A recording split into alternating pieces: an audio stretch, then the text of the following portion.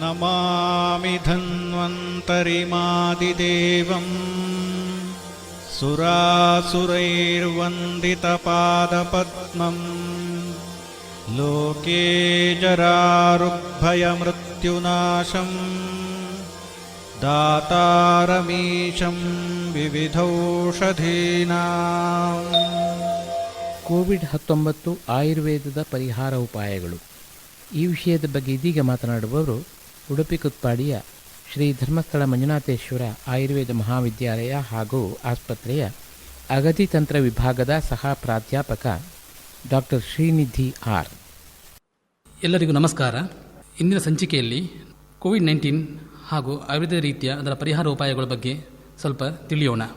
ಇತ್ತೀಚಿನ ದಿನಗಳಲ್ಲಿ ವ್ಯಾಪಕವಾಗಿ ಹರಡುತ್ತಿರುವ ಕೋವಿಡ್-19 ಬಗ್ಗೆ ಹಲವಾರು ವೈದ್ಯರು ಹಾಗೂ ಚಿಂತಕರಿಂದ ಬಹಳಷ್ಟು ಈ ಸಾಂಕ್ರಾಮಿಕ ರೋಗದ ಬಗ್ಗೆ ತಿಳಿದಿರುವಿರಿ.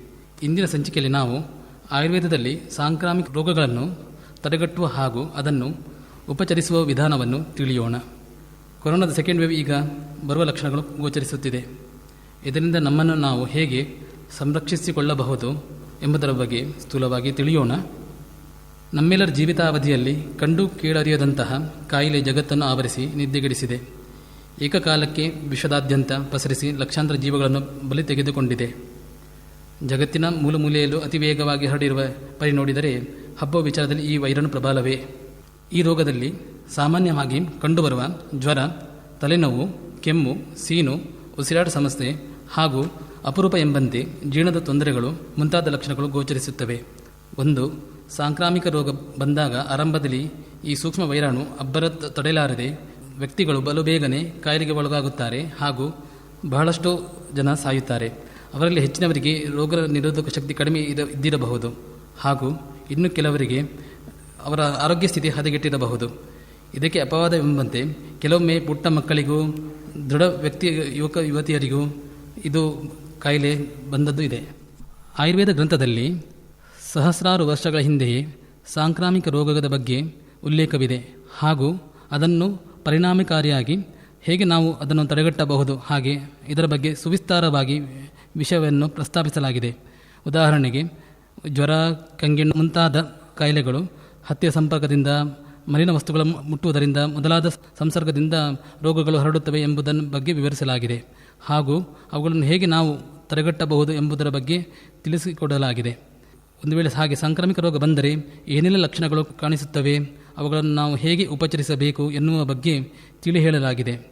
ಇನ್ನೂ ಒಂದು ಕಾನ್ಸೆಪ್ಟ್ ಜನಪದ ಧ್ವಂಸ ಬಗ್ಗೆ ಉಲ್ಲೇಖವಿದೆ. ಇದು ಹೇಗೆ ಸಂಪೂರ್ಣ ಜನಾಂಗ ಒಂದು ರೀತಿ ಕಾಯಿಲೆ ಬರಲು ಕಾರಣ ಎಂಬುದರ ಬಗ್ಗೆ ವಿವರಣೆ ಉಲ್ಲೇಖವಿದೆ ಹಾಗೂ ನಾವು ಅದನ್ನು ಹೇಗೆ ನಿವಾರಣೆ ಮಾಡಬಹುದು ಎಂಬುದರ ಬಗ್ಗೆ ಸ್ಥೂಲವಾಗಿ ತಿಳಿಸಲಾಗಿದೆ. ಆಯುರ್ವೇದದಲ್ಲಿ ರೋಗ ಬರೋ ಮೊದಲು ಅದನ್ನು ನಾವು ಹೇಗೆ ಅದನ್ನು ತಡೆಗಟ್ಟಬಹುದು ಎಂಬ ಬಗ್ಗೆ ತುಂಬ ಪ್ರಾಮುಖ್ಯತೆ ನೀಡಿದ್ದಾರೆ. ಒಂದು ರೋಗದ ಬಗ್ಗೆ ಜಾಗೃತಿ ಹಾಗೂ ಅದನ್ನು ತಡೆಗಟ್ಟಲು ಮಾಡಬೇಕಾದ ಜಾಗ್ರತೆ ಬಗ್ಗೆ ತಿಳಿಯೋಣ. ಇಂದಿನ ಪರಿಸ್ಥಿತಿಯಲ್ಲಿ ದೇಹ ರಕ್ಷಣೆಗೆ ಬೇಕಾದ ಕ್ರಮಗಳನ್ನು ಕೈಗೊಳ್ಳುವುದು ಅನಿವಾರ್ಯ.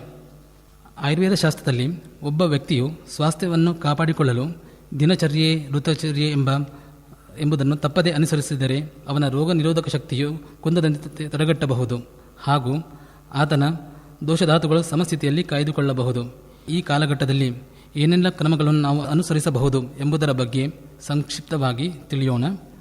ಮೊದಲನೆಯದಾಗಿ ವ್ಯಾಯಾಮ.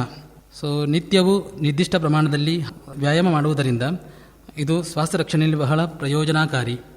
ಇದು ಶರೀರದ ಉಷ್ಣತೆಯನ್ನು ಹೆಚ್ಚಿಸಿ ಅನಗತ್ಯವಾದ ಶೇಖರಣೆಯಾದ ದೋಷವನ್ನು ಶರೀರದಿಂದ ಹೊರದೂಡುತ್ತದೆ.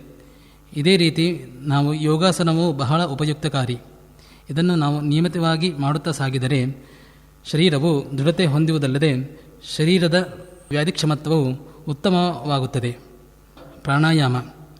ಇದನ್ನು ನಿಯಮಿತವಾಗಿ ಮಾಡುತ್ತಾ ಬಂದರೆ ಇದರಿಂದ ಶ್ವಸನ ಸಂಸ್ಥಾನ ಬಲಗೊಳ್ಳುವುದರೊಂದಿಗೆ ಇತರೆ ಪಾಸಿಟಿವ್ ಎಫೆಕ್ಟ್ನಿಂದ ನರಮಂಡಲವು ಬಲಗೊಳ್ಳುವುದು ಹಾಗೂ ವ್ಯಕ್ತಿಯು ಯಾವುದೇ ರೀತಿಯ ಒತ್ತಡವನ್ನು ಪರಿಣಾಮಕಾರಿಯಾಗಿ ಎದುರಿಸಲು ಸಹಕಾರಿ.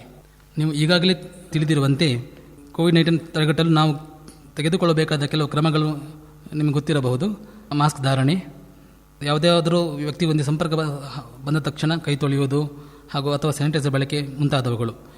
ಇನ್ನೂ ಕೆಲವುದರ ಬಗ್ಗೆ ನಾವು ತಿಳಿದುಕೊಳ್ಳೋಣ. ನಾವು ಕುಡಿಯುವ ನೀರಿನ ಮೌಲ್ಯವರ್ಧನೆ ಅದು ಹೇಗೆ ನಾವು ಮಾಡಬಹುದು. ಸೊ ಪ್ರತಿನಿತ್ಯ ಒಬ್ಬ ವ್ಯಕ್ತಿಯು ನೀರನ್ನು ಕುದಿಸಿ ಕುಡಿಯಬೇಕು. ಹಾಗೂ ಅದಕ್ಕೆ 4 ರಿಂದ 5 ಎಲೆ ತುಳಸಿ ಎಲೆ ಬೇಕಾದರೆ ಅಥವಾ ಲವಂಗ ಮುಂತಾದವುಗಳನ್ನು ಹಾಕಿದರೆ ನೀರಿನ ಮೌಲ್ಯವರ್ಧನೆ ಆಗುತ್ತದೆ ಹಾಗೂ ಅದು ಸುಗಂಧಭರಿತವೂ ಆರೋಗ್ಯಕರವೂ ಆಗುವುದು. ನಂತರ ಆಹಾರ, ಇದನ್ನು ಆಯುರ್ವೇದದಲ್ಲಿ ಒಂದು ಆಧಾರ ಸ್ತಂಭವಾಗಿ ಪರಿಗಣಿಸಲಾಗಿದೆ. ಒಂದು ಉಕ್ತಿಯಂತೆ ಪತ್ಯೇ ಸತಿ ಕಿಂ ಔಷಧೇನ ಎಂಬಂತೆ ಒಬ್ಬ ವ್ಯಕ್ತಿಯು ಹಿತಮಿತವಾದ ಪೌಷ್ಟಿಕವಾದ ಆಹಾರವನ್ನು ತೆಗೆದುಕೊಂಡರೆ ಅವನ ಆರೋಗ್ಯದಲ್ಲಿ ಏರುಪೇರು ಆಗುವ ಸಂಭವ ಬಹಳ ಕಡಿಮೆ ಹಾಗೂ ಅವನಿಗೆ ಔಷಧದ ಅಗತ್ಯತೆಯೂ ಬಹಳ ಕಡಿಮೆ. ಹೀಗಾಗಿ ಅವನ ಆರೋಗ್ಯವನ್ನು ಉತ್ತಮ ರೀತಿಯಲ್ಲಿ ಕಾಯ್ದುಕೊಳ್ಳಬಹುದು. ಆಹಾರ, ಇದನ್ನು ಆಯುರ್ವೇದ ರೀತಿಯಲ್ಲಿ ಒಂದು ಆಧಾರ ಸ್ತಂಭವಾಗಿ ಪರಿಗಣಿಸಲಾಗಿದೆ. ಒಂದು ಉಕ್ತಿಯಂತೆ ಪತ್ಯೇ ಸತಿ ಕಿಂ ಔಷಧೇನ ಎಂಬಂತೆ ಒಬ್ಬ ವ್ಯಕ್ತಿಯು ಹಿತವಾಗಿ ಮಿತವಾಗಿ ಪೌಷ್ಟಿಕವಾದ ಆಹಾರವನ್ನು ಸೇವಿಸಿದರೆ ಇದರಿಂದ ಆತನ ಆರೋಗ್ಯವನ್ನು ಕಾಪಾಡಿಕೊಳ್ಳಬಹುದು ಹಾಗೂ ಆತನ ವ್ಯಾಧಿಕ್ಷಮತ್ವ, ರೋಗ ನಿರೋಧಕ ಶಕ್ತಿ ಅದನ್ನು ಬಹಳ ಉತ್ತಮಪಡಿಸಿಕೊಳ್ಳಬಹುದು. ಹಾಗೆಯೇ ಕೆಲವೊಂದು ಆಹಾರ ಸೇವಿಸುವಾಗ ಅದರ ಬಗ್ಗೆ ಗಮನವಿರಬೇಕಾಗುತ್ತದೆ. ಸೊ ಆಹಾರದಲ್ಲಿ ಅತಿಯಾದ ಜಿಡ್ಡಿನ ಪದಾರ್ಥ, ಕರಿದ ಪದಾರ್ಥ, ಅತಿಯಾದ ಉಪ್ಪು, ಹುಳಿ, ಖಾರ ಸೇವನೆ ಇಂಥವುಗಳಿಂದ ನಾವು ಸ್ವಲ್ಪ ನಮ್ಮನ್ನು ನಾವು ರಿಸ್ಟ್ರೈನ್ ಮಾಡಿಕೊಳ್ಳಬೇಕಾಗುತ್ತದೆ. ಈಗ ಏನಾಗಿದೆ, ಈಗ ನಾವು ಸಂಸ್ಕರಿತ ಆಹಾರ, ಈ ಆಹಾರದಲ್ಲಿ ಸಿಂಥೆಟಿಕ್ ಸಬ್ಸ್ಟೆನ್ಸಸ್, ಆರ್ಟಿಫಿಷಿಯಲ್ ಫ್ಲೇವರ್ಸ್ ಇಂಥವುಗಳು ಬಹಳ ಸುಲಭವಾಗಿ ಲಭ್ಯವಾಗಿದೆ. ಸೊ ಇಂಥವುಗಳಿಂದಲೂ ನಮ್ಮನ್ನು ನಾವು ಅತಿ ಕಡಿಮೆಯಾಗಿ ತೆಗೆದುಕೊಳ್ಳಬೇಕು ಆಹಾರವನ್ನು. ಇಂತಹ ಆಹಾರಗಳಿಂದ ನಿಯಮಿತವಾಗಿ ತಯಾರು ಮಾಡಿದ ಆಹಾರ, ಹಣ್ಣು ಹಂಪಲು ಸೇವನೆ ಮುಂತಾದವುಗಳಿಂದ ಕ್ರಮವರಿತು ಸೇವಿಸಿದರೆ ಆರೋಗ್ಯ ಕಾಪಾಡಿಕೊಳ್ಳಬಹುದು. ಮುಂದೆ ನಮ್ಮಲ್ಲಿ ಒಂದು ವಿಶಿಷ್ಟ ಚಿಕಿತ್ಸೆ ನಸ್ಯಕರ್ಮ ಹೇಳಲಾಗಿದೆ. ಸೊ ಇದನ್ನು ಔಷಧಿಯುಕ್ತ ದ್ರವ್ಯವನ್ನು ಮೂಗಿಗೆ ಬಿಡುವ ಕ್ರಮ ಇದು. ಸೊ ಇದನ್ನು ತಜ್ಞರ ಸಲಹೆ ಮೇರೆಗೆ ಮಾಡಿದರೆ ಉತ್ತಮ. ಹೀಗೆ ಇನ್ನೂ ಹಲವಾರು ಚಿಕಿತ್ಸಾ ಕ್ರಮಗಳು ಅವರ ದೇಹ ಪ್ರಕೃತಿಗೆ ಅನುಗುಣವಾಗಿ ಸಲಹೆ ಮೇರೆಗೆ ಅಳವಡಿಸಿಕೊಳ್ಳಬಹುದು. ಸೊ ಹೀಗೆ ಸದ್ವೃತ್ತ ಸ್ವಾಸ್ಥ್ಯವೃತ್ತದ ಹಲವು ಆಯಾಮಗಳು ನಾವು ಅಳವಡಿಸಿದಾಗ ಇಂತಹ ಸಾಂಕ್ರಾಮಿಕ ಕಾಯಿಲೆಗಳು ನಮ್ಮನ್ನು ಬಾಧಿಸದಂತೆ ಹಾಗೂ ನಮ್ಮ ರೋಗ ನಿರೋಧಕ ಶಕ್ತಿಯು ಕಾಪಾಡುವಂತೆ ಮಾಡಬಹುದಾಗಿದೆ. ಧನ್ಯವಾದಗಳು. ಕೋವಿಡ್-19 ಆಯುರ್ವೇದದ ಪರಿಹಾರೋಪಾಯಗಳು ಈ ವಿಷಯದ ಬಗ್ಗೆ ಇದುವರೆಗೆ ಮಾತನಾಡಿದವರು ಉಡುಪಿ ಕುತ್ಪಾಡಿಯ ಶ್ರೀ ಧರ್ಮಸ್ಥಳ ಮಂಜುನಾಥೇಶ್ವರ ಆಯುರ್ವೇದ ಮಹಾವಿದ್ಯಾಲಯ ಹಾಗೂ ಆಸ್ಪತ್ರೆಯ ಅಗದಿ ತಂತ್ರ ವಿಭಾಗದ ಸಹ ಪ್ರಾಧ್ಯಾಪಕ ಡಾಕ್ಟರ್ ಶ್ರೀನಿಧಿ ಆರ್. ನಮಾಮಿ ಧನ್ವಂತರಿಮಾದಿದೇವಂ